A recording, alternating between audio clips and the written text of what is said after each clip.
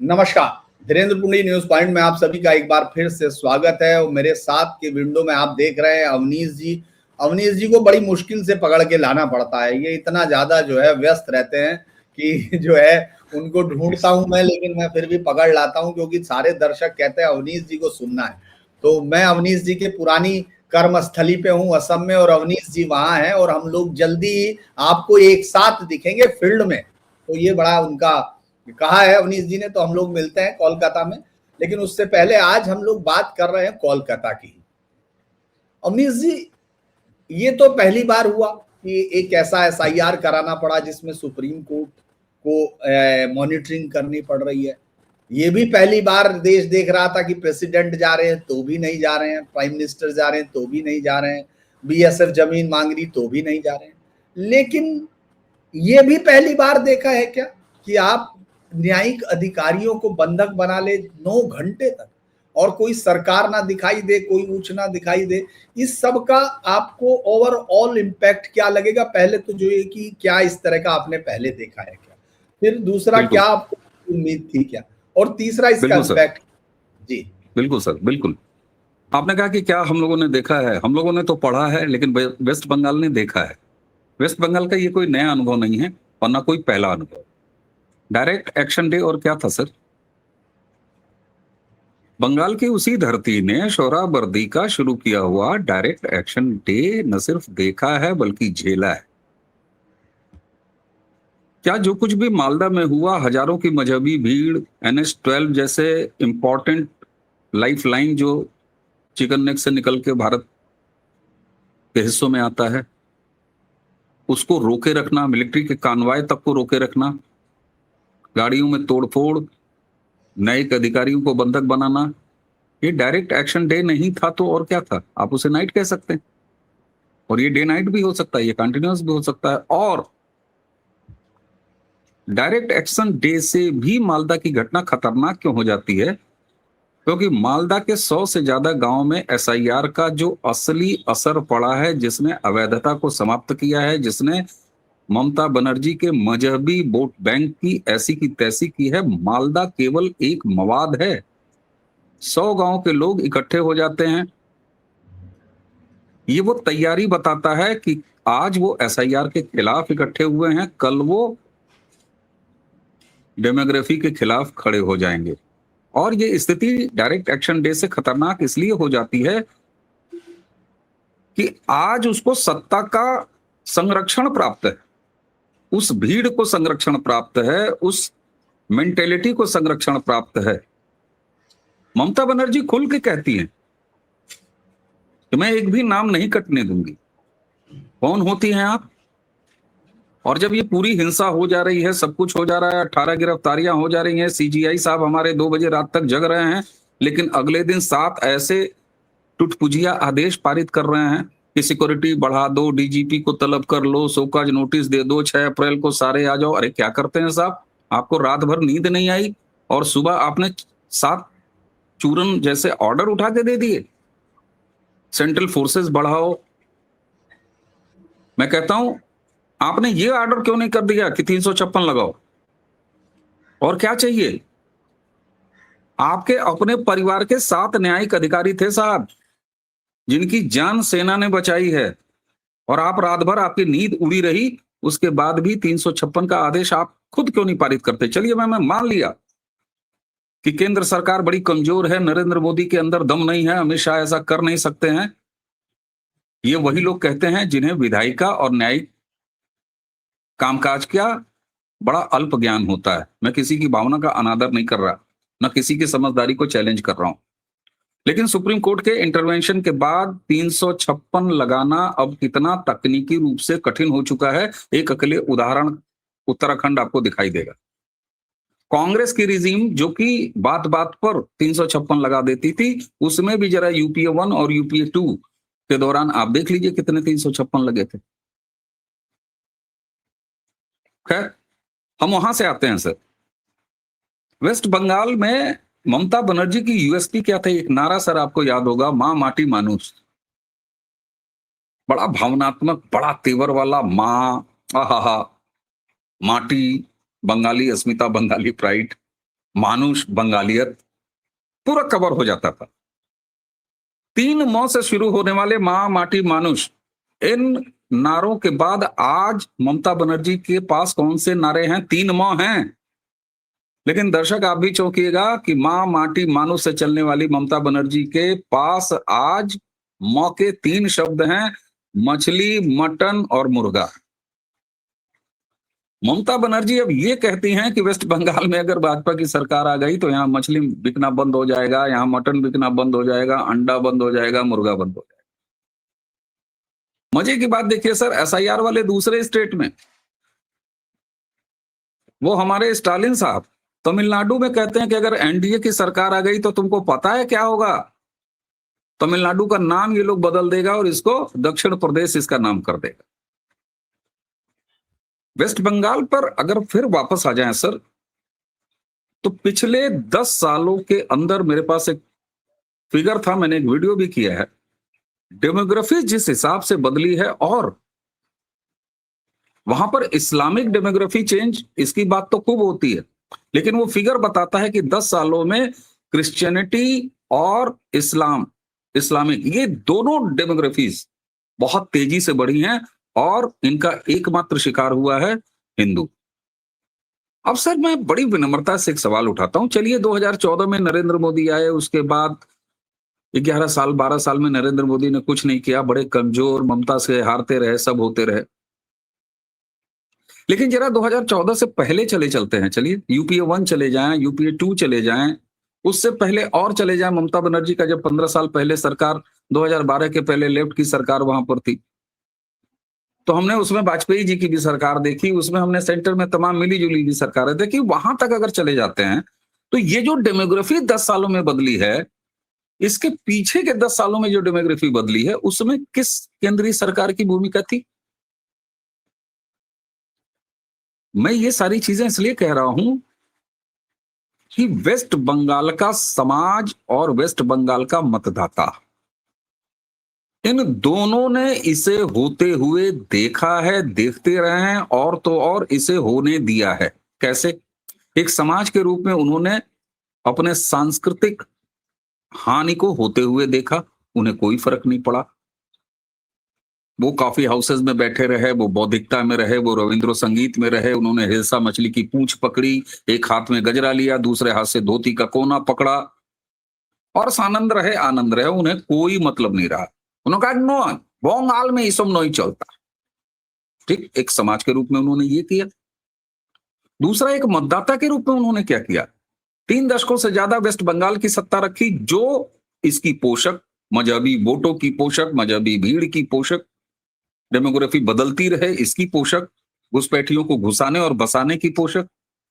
और उसके बाद अचानक एक दिन मूड बदला कि नौ नौ नौ 30 साल हो गया, हमको बहुत अब लाल रंग पसंद नहीं है, तो ममता बनर्जी को लाए, बार बार लाए, तीसरी बार लाए। तो एक समाज के रूप में आप अपनी डेमोग्राफी खत्म होते हुए देखे और एक मतदाता के रूप में ऐसी सरकार ले आते रहे लेफ्ट के बाद ममता बनर्जी तक, जिसने ये सब कराया और दमदारी से कराया। तो आप मुझे ये बताइए सर, मैं तो किसी देवेगौड़ा साहब, मैं तो किसी चंद्रशेखर साहब, मैं तो किसी विश्वनाथ प्रताप सिंह, मैं तो किसी स्वर्गीय अटल बिहारी वाजपेयी, यहां तक कि किसी मनमोहन सिंह या किसी नरेंद्र मोदी को जिम्मेदार कैसे मानूं? कैसे मानूं? हमारे घर में अगर हमारे धार्मिक मूल्य समाप्त हो जाएं, तो इसके लिए मैं सोनिया गांधी को कैसे दोष दूं सर? भाई सड़क पर निकलना, उस पर हम बात करते हैं कि यही सोनिया गांधी की सरकार थी, ये कौन सा कम्युनल बिल लाना चाह रही थी, ये सब बातें उचित हैं, ये सरकार की पॉलिसी के तौर पर इसकी आलोचना। लेकिन कहीं की डेमोग्राफी बदली जा रही है और वहां का समाज बार बार उसको समर्थन करने वाली, उसको पालने वाली, उसको बढ़ावा देने वाली सरकार और नेताओं को समर्थन दे रहा है। तो आप मुझे ये बताइए सर, एक हाथ में चिंता और दूसरे हाथ में चिता जलाने के लिए माचिस, इसके अलावा वेस्ट बंगाल के समाज और मतदाता ने क्या किया?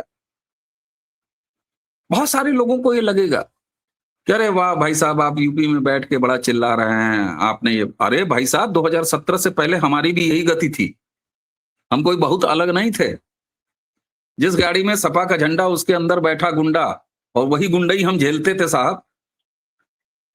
यहां बिहार के बॉर्डर, सीवान के बॉर्डर से लेके और वहां गौतम बुद्ध नगर तक यही सब हाल हमारा था साहब।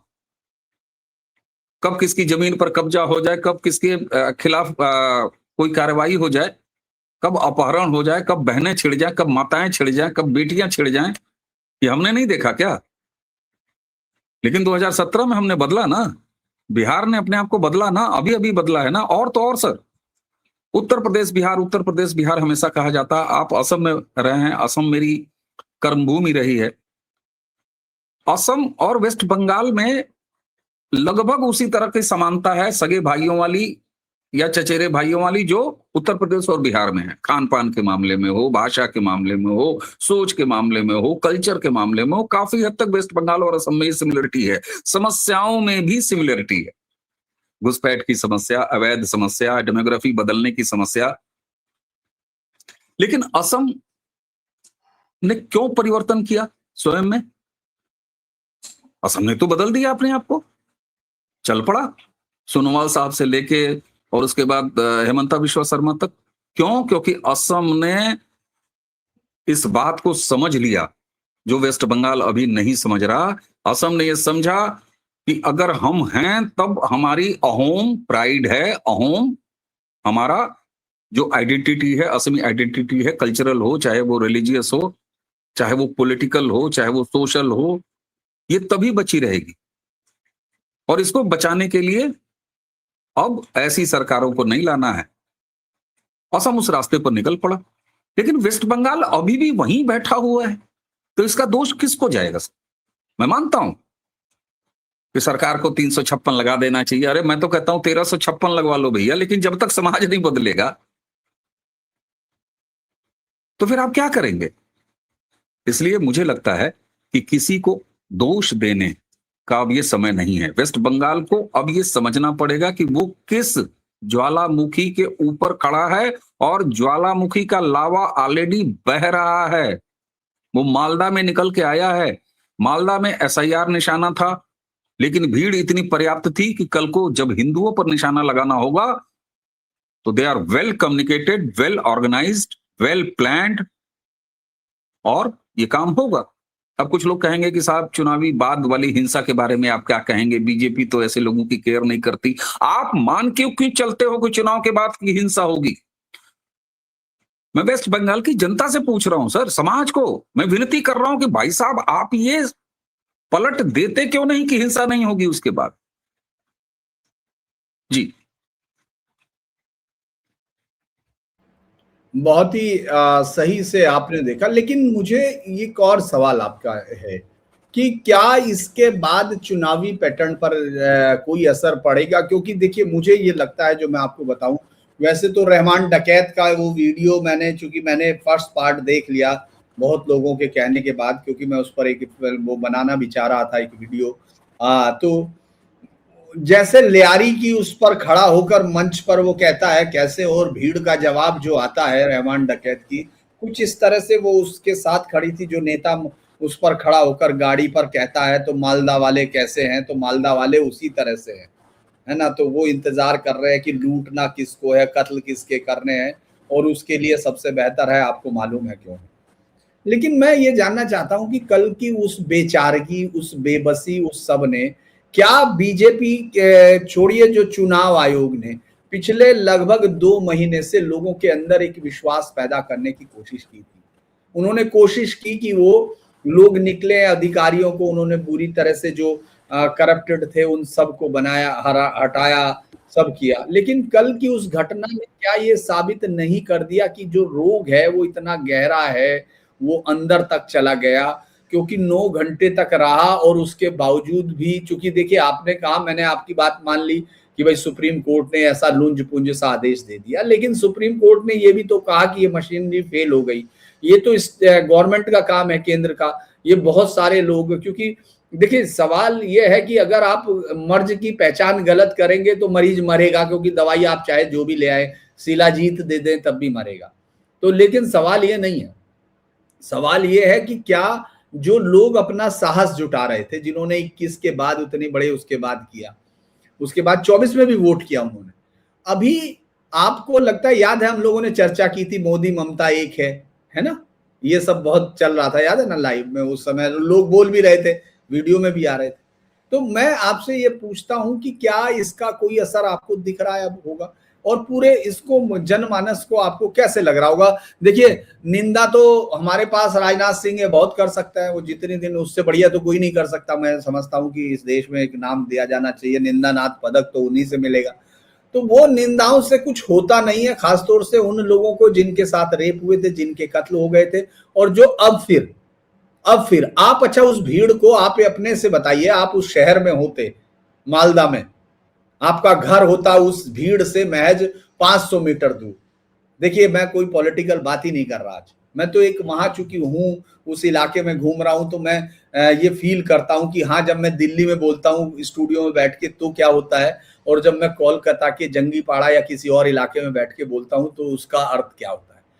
मैं आपसे पूछ रहा हूं, आपका घर 500 मीटर दूर होता और आप उस भीड़ की आवाजें सुन रहे होते, और आप एक नष्ट होते हुए फेडरल सिस्टम को देख रहे होते, एक घुटने टेकते हुए सुप्रीम कोर्ट को देख रहे होते, और एक जो है नाचती हुई सत्ता के लिए कुछ भी गाते हुए कि हम ये कर देंगे वो कर दे हुए एक पार्टी को देखते, तो आपका पहला रिएक्शन क्या होता? और उसको आप पूरे उस पर मुझे विस्तार से बताइए। जी सर।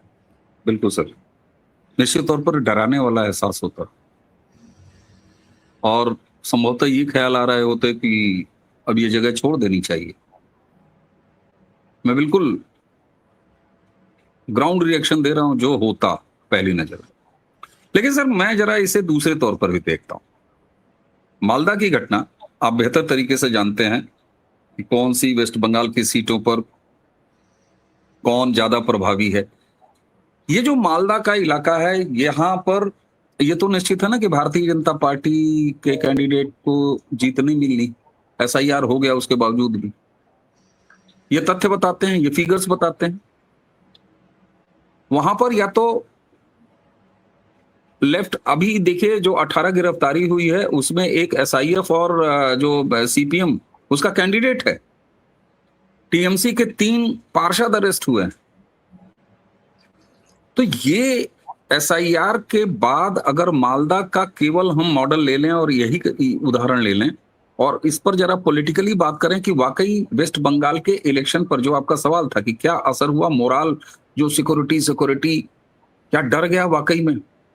सर एक चीज बताइए, वहां पर या तो अब्दुल जीतेगा या फहीम जीतेगा।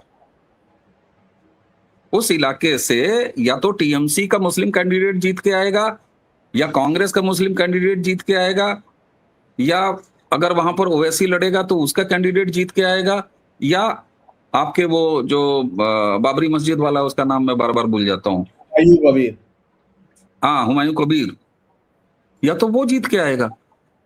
सवाल यह है कि पॉलिटिकली इस घटना से जो परिवर्तन वाला वोट है, जो राष्ट्रवादी वोट है, मैं उसे हिंदू वोट नहीं कह रहा, जो राष्ट्रवादी वोट है, जो वाकई परिवर्तन चाहता है, मैं इसका रिवर्स इफेक्ट होते हुए देख रहा हूं बड़े साफ शब्दों। क्योंकि हमसे, आपसे, हमारे दर्शकों से ज्यादा बेहतर बंगाल के जनता को यह पता है कि मालदा में भाईजान लोग हैं, वहां उन लोगों का ही चलेगा। मैं इसे यूं क्यों न मानूं कि वेस्ट बंगाल में मालदा की इस घटना ने एक बड़ा संदेश सामने दे दिया है कि भैया देखो अब क्या स्थिति हो रही है, इसलिए परिवर्तन जरूरी। मैं इसे इस रूप में भी क्यों ना देखूं? कारण ये कि वेस्ट बंगाल अब उस मुहाने पर खड़ा है। ऐसा नहीं है कि वेस्ट बंगाल बिल्कुल नींद की गोली खा के सोया हुआ है। तो मालदा की घटना को, जहां पर एक अराजक भीड़ निकलती है, जिनका कि वहां पर बहुमत है, उनको ही जीत के आना है, चाहे फलाने जीते चाहे ढिकाने जीते। तो पॉलिटिकली मैं इसको ग्राउंड पर ध्रुवीकरण के रूप में देख रहा हूं, एक सेंस ऑफ फीलिंग के तौर पर देख रहा हूं। खतरा बिल्कुल सामने अट्टहास कर रहा है, नाच रहा है। मैं तो इस रूप में भी देख रहा हूं, और मुझे लगता है कि जो एक परिवर्तन की हिम्मत पैदा हो रही है, और मैं एक इसके पीछे बंगाली साइकी को भी सामने रखना चाहता हूं। आप देखें तो 30 साल के लगभग लेफ्ट की सत्ता के बाद 2012 में बंगाल के समाज ने यह निर्णय किया, नहीं, हमको परिवर्तन करना है। और परिवर्तन किया, ममता को ले आए। 2012 के बाद चाहे वो सोशल मीडिया हो, चाहे वो कम्युनिकेशन के तमाम रास्ते हों, लोगों की अभिव्यक्ति हो, ये तमाम चीजों ने इसको स्पीड अप किया है। तो मैं ये मानता हूं कि बंगाल चूंकि एक लंबे समय तक एक मॉडल को, पॉलिटिकल मॉडल को, एक पार्टी को सत्ता में रह के देखता है, समझता है, उसके बाद तब कहीं परिवर्तन के लिए सोचता है। तो जो परिवर्तन का डिसीजन 30 साल के बाद लेफ्ट के खिलाफ आया, ममता बनर्जी के खिलाफ वो काम पिछले 15 सालों में 3 टर्म में हो चुका है। क्योंकि समय की गति थोड़ी सी अलग हो जाती है हर जनरेशन में। एक डिकेड के बाद चीजें दूसरी स्पीड से जानी शुरू हो जाती है। और यही वजह है कि इतने कम समय में भारतीय जनता पार्टी का ये उभार, ये क्षणिक नहीं है, चाहे वो लोकसभा में हो, चाहे वो विधानसभा में हो, ये बताता है। आप देखिए केरल और तमिलनाडु का उदाहरण ले लीजिए। अगर आप केरल में देखेंगे सर, तो केरल में बहुत धीमी गति से एक स्थान बन रहा है भारतीय जनता पार्टी का, बहुत स्लो है। कुछ लोग अति उत्साह में कहते हैं कि नहीं साहब केरल में ये हो जाएगा। मैंने कहा ना ना ना ना ना, अभी वहां पर कम से कम 20 साल लगेंगे, मैं तो सीधे कहता हूं। और अगर 20 साल में भी हो जाए, 15 साल में भी हो जाए, तो मैं कहूंगा ठीक। तमिलनाडु में भी गति बहुत धीमे है, वहां उनको एक पार्टनर मिला हुआ है, ठीक है, तब कुछ उम्मीद है, लेकिन छोटे भाई के तौर पर ही उम्मीद है। लेकिन वेस्ट बंगाल में जहां शून्य था और 2012 में लेफ्ट को इस तरीके से खत्म करके और टीएमसी आती है, उसके बाद कांग्रेस का लगातार क्षरण होता है और लेफ्ट का लगातार क्षरण होता है, और कहा जाता है कि वही 38% में सबसे बड़ा चंक है जो भाजपा के पास आया है। तो भाजपा का ये जो स्पीडी ग्रोथ है, ये बताता है कि अब दिन बहुत नजदीक आ चुके थे। और इस बार अभी जो गृह मंत्री ने कहा कि भाई मैं 15 दिन रहूंगा, हालांकि मुझे इसमें थोड़ा सा इन लोगों को कम बोलना चाहिए, मैं अभी भी ये मानता हूं, क्योंकि ममता बनर्जी को फिर वो विक्टिम कार्ड बंगाली प्राइड और बाहरी बनाम बंगाली, इसको करने का मौका मिल जाएगा। और शुरू में आपने भी बात किया था, तो उसमें यही निकल के आया था कि भाई इस बार बंगाल का चुनाव बंगालियों के लिए, बंगालियों द्वारा करने का प्रयास कर रही है भारतीय जनता पार्टी, और इसीलिए शुभेंदु अधिकारी और जो स्टेट बीजेपी का जो चेहरे हैं वो सामने थे और सेंटर वाले पीछे थे। लेकिन सर ये तो निश्चित है कि अगर मोटा मोटी फिगर में जोड़ लें तो एसआईआर ने लगभग 10 से 12% का काम लगा दिया है। मालदा से ये मवाद जो बह के आया है, ये साफ दिखाता है। आप फिगर्स नहीं बदल सकते, सड़क पर आप अपने दंगाई मानसिकता का परिचय दे सकते हैं, लेकिन मालदा की घटना से मैं ये मानता हूं कि रेस्ट ऑफ बंगाल में जो परिवर्तन की चाह है उसको मजबूती मिलेगी। मैं उसे कमजोर होता हुआ नहीं देख रहा हूं। ईश्वर करे कि ये मेरा अति आत्मविश्वास ना हो। जी, आप ये देख रहे हैं जो अमित शाह 15 दिन रुकेंगे, ये उन्होंने ऐलान किया है, ये सब चीजें आपने देखा होगा वो उन्होंने किया है। हालांकि अभी यहाँ हमने देखा कि अभी योगी आदित्यनाथ की भी कोई सभा नहीं हुई है, किसी भी बहुत सारे लोगों की बीजेपी के, सिर्फ बीजेपी के केंद्रीय नेताओं में मतलब जो इनसिग्निफिकेंट है, मान लीजिए शिवराज सिंह चौहान कहीं सभा कर रहे हैं या जेपी नड्डा, उनका कोई पूछ तो रहा नहीं। प्रधानमंत्री की अभी 5 तारीख को होनी है पहली सभा चुनावी। हाँ, तो मैं ये जानना चाह रहा हूँ कि ये एक स्ट्रेटजी क्या है, और 15 दिन वो यहाँ रुकेंगे तो क्या आपको लगता है कि वो उन तमाम लोगों के अंदर ये हौसला दे पाएंगे, या एक और स्ट्रेटजी भी है? क्योंकि 4500 कंपनी और 2500 कंपनियां वहाँ 2400 रुकने वाली हैं, ये तो तय है। तो जिस तरह से ममता बनर्जी ये चाहती हैं, अब ऐसा लगता है कि ममता बनर्जी चाहती हैं कुछ ऐसा हो जाए कि सहानुभूति मिले। ये भी बात सही है कि भाई ये लोग जो ये प्रदर्शन है, ये फ्रस्ट्रेशन भी हो सकता है, शीर फ्रस्ट्रेशन, क्योंकि अगर आपके वोट नहीं होंगे तो कल को सवाल तो होगा कि आप हिंदुस्तान के हैं नहीं, क्योंकि भाई लिखा हुआ है कि वोट तो उसी का होगा जो हिंदुस्तानी है। आपने वोट नहीं दिया तो इसका मतलब आप हिंदुस्तानी तो नहीं है। तो ये जो 15 दिन का प्रवास है, ये क्या कोई भविष्य की कोई राजनीति की तरफ आपको दिखता है, और इससे क्या मतलब आपको लगता है कि लोगों के अंदर विश्वास लौटेगा कि भाई गृह मंत्री यहीं 15 दिन रह रहा है, इसका मतलब वो गंभीर है? क्या लगता है आपको? सर इसमें 2 संकेत हैं जो मुझे लगता है, इसमें 2 चीजें हैं, 2 स्ट्रेटजी हैं। एक तो अगर आप देखिए तो उत्तर प्रदेश 2014 में जब उत्तर प्रदेश का चुनाव मैनेज किया था, खासतौर से अमित शाह जी ने, तो अमित शाह जी की एक जो स्ट्रेटजी होती है कि अपने बूथ लेवल कार्यकर्ता को, अपने पन्ना प्रमुख को, अपने जो घरों पे पर्चियां बांटने वाले हैं, घर से वोटर्स को मोटिवेट करने वाले हैं, पोलिंग बूथ तक ले जाने वाले हैं, उसका मैनेजमेंट, ये एक अमित शाह का अपना एक फोटे है। तो मुझे लगता है कि उनके वहां रहने से वो पहले तो उसको एक्टिवेट करेंगे, जिसमें उनके अपने जो कार्यकर्ता हैं, जो बूथ लेवल कार्यकर्ता हैं, उनका एक मोरल हाई होगा। और न सिर्फ मोरल हाई होगा बल्कि वहां पर लोकली वो बैठ के मैनेज भी करेंगे। और एक चीज और, बिहार के इलेक्शन में अमित शाह के कैंप करने के क्या मायने और क्या फायदे रहे हैं, ये अभी हम लोगों ने देखा है इलेक्शन के बाद। इस पर बड़ी खुल के बात हुई है रिजल्ट के आने के बाद। तो वो जो 1-to-1 मैनेजमेंट होता है अपने कार्यकर्ताओं में, सिर्फ जोश नारे से नहीं भरना। और मुझे नहीं लगता कि वो जितने दिन रहेंगे उतने ज्यादा रोड शो करेंगे, उतनी ज्यादा रैलियां करेंगे, ऐसा भी नहीं होगा। उन्होंने ये एक स्ट्रेटजी के तहत ये संदेश देने के लिहाज से ये कहा है कि मैं 15 दिन यहाँ रह रहा हूं। उसके बाद आप देखेगा बहुत ज्यादा वो सड़क पर नजर नहीं आएंगे, रैलियां करते हुए उतना नजर नहीं आएंगे जितने दिन वो वहां हैं। कायदे से 15 दिन आप हैं तो आपको दिन में 20 तो चौकी सभाएं करनी चाहिए। बंगाल में चौकी सभाओं का बड़ा प्रचलन है, छोटे छोटे नुक्कड़ों पर चौकियां लगा के। तो एक तरफ अपने कार्यकर्ताओं को सहेजना, और अब भाजपा इस स्ट्रेटजी पे काम कर रही है कि माहौल अगर बना है परिवर्तन का, तो वो परिवर्तन तभी संभव है जब मतदाता पोलिंग बूथ तक जाए। इसके लिए केवल पार्टी के रूप में वो एक्टिवेट है ऐसा नहीं है। आप देखिए इलेक्शन कमीशन भी जो छोटे पोलिंग बूथ सोसाइटीज में, अपार्टमेंट्स में, बिल्डिंग्स में, इनमें बना रहा है।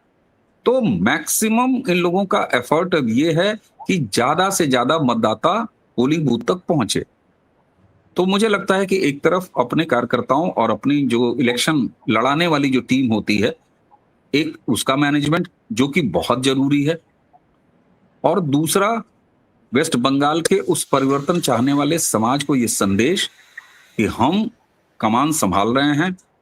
और जब आप गृह मंत्रालय से या देश के गृह मंत्री से ये उम्मीद करते हैं कि यहाँ पर लॉ एंड ऑर्डर को संभाला जाए, और ऐसी स्थिति में गृह मंत्री खुद वहां 15 दिन कैंप कर रहे हों, तो मुझे लगता है कि ये वेस्ट बंगाल की जनता के लिए ये संदेश है कि मैं हूं, केंद्र सरकार है, होम मिनिस्ट्री है, और किसी भी पल अगर कुछ ऐसा हुआ तो इसकी रिपोर्ट मुझे दिल्ली बैठ के नहीं मंगानी है, मुझे आंखों देखना है, मुझे खुद महसूस करना है और यही निर्णय लेना है। इस बीच में एक महत्वपूर्ण मालदा की इस पूरी घटना के बीच बंगाल के राज्यपाल ने प्रधानमंत्री जी से मुलाकात की, दिल्ली जाके मुलाकात की, खुद प्राइम मिनिस्टर ने इसको ट्वीट भी किया। पैरामिलिट्री फोर्सेस, सुप्रीम कोर्ट के ये बयान, तो मुझे लगता है कि ये दोनों तरह के संकेत हैं, एक अपनी विद इन द पार्टी, अपने कार्यकर्ता, अपने बूथ लेवल टीम को, और दूसरी तरफ समाज को, और तीसरी तरफ उस पूरी मशीनरी को कि गृह मंत्री यहीं बैठा है, उसे रिपोर्ट नहीं तलब करनी है, वो सीधे एक्शन ले लेगा। तो मुझे लगता है कि इस तरह की तैयारी है जी।